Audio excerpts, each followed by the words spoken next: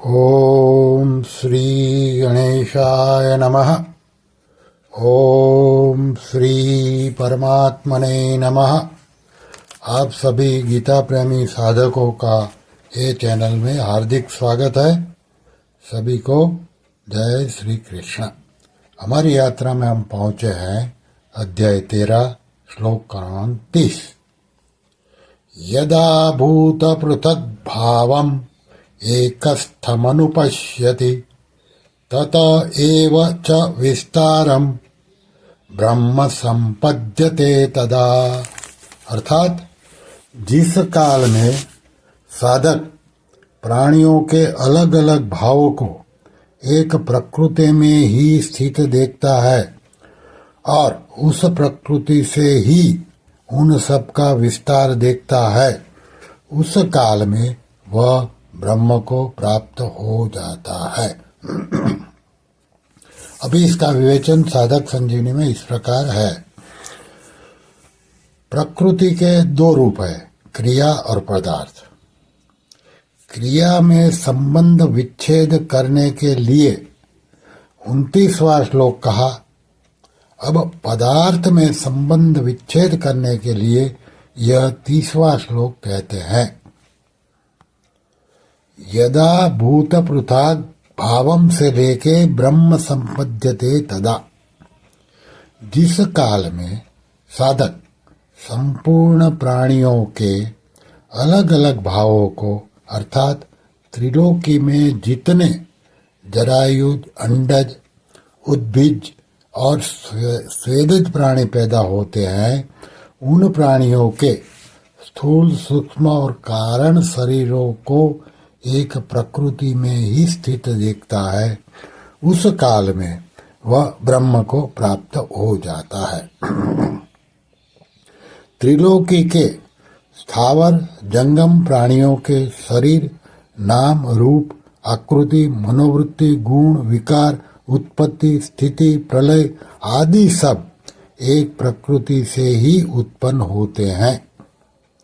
संपूर्ण प्राणियों के शरीर प्रकृति से ही उत्पन्न होते हैं, प्रकृति में ही स्थित रहते हैं और प्रकृति में ही लीन होते हैं। इस प्रकार देखने वाला ब्रह्म को प्राप्त हो जाता है, अर्थात प्रकृति से अतीत स्वतः सिद्ध अपने स्वरूप परमात्मा तत्व को प्राप्त हो जाता है। वास्तव में वह पहले से ही प्राप्त था, केवल प्रकृतिजन्य पदार्थों के साथ अपना संबंध मानने से ही उसको अपने स्वरूप का अनुभव नहीं होता था।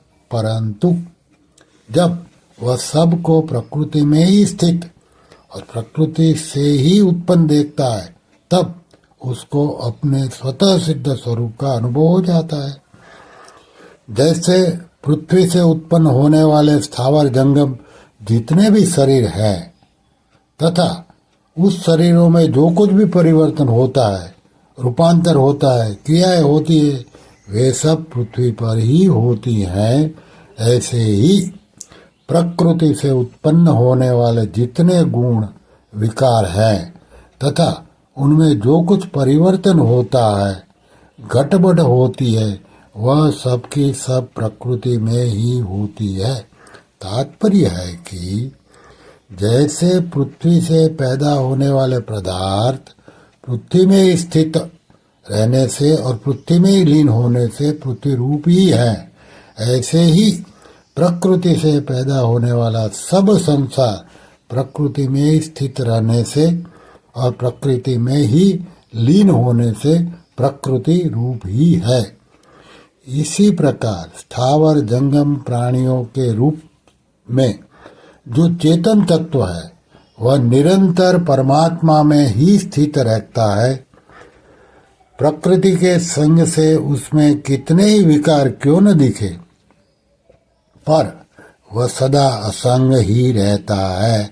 ऐसा स्पष्ट अनुभव हो जाने पर साधक ब्रह्म को प्राप्त हो जाता है। यह नियम है कि प्रकृति के साथ अपना संबंध मानने के कारण स्वार्थ बुद्धि, भोग बुद्धि, सुख बुद्धि आदि से प्राणियों को अलग अलग भाव से देखने पर राग द्वेष पैदा हो जाता है। राग होने पर उनमें गुण दिखाई देते हैं और द्वेष होने पर दोष दिखाई देते हैं।